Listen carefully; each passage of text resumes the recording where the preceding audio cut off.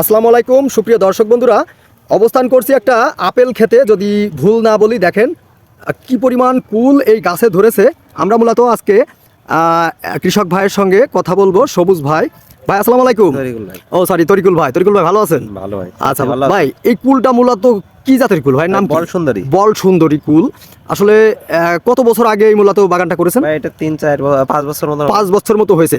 খরচ করেছেন 1 বছর, টাকা পাচ্ছেন প্রতি বছর, তাই তো ভাই? ধন্যবাদ। দেখতে পাচ্ছেন কি পরিমাণ কুল এই গাছে এসেছে।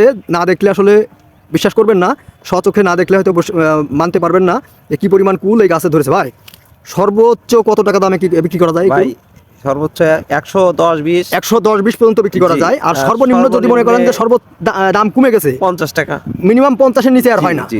দর্শক বন্ধুরা, যদি আসলে কেউ মনে করেন আপনার বেকারত্ব আপনি নিজেই শেষ করবেন, আপনি কিন্তু আসলে চাইলে পারেন। দেখেন ভাই কিন্তু একবার খরচ করছে আপনাদের যে ধরনের পরিত্যক্ত জমি, যে জমিতে আপনি সব সময় টাইম দিতে পারেন না, এই ধরনের জমিতে কিন্তু এই আবাদটি যদি আপনি করেন, অবশ্যই সিজনে কিন্তু অনেক টাকা আসলে আর্ন করা সম্ভব।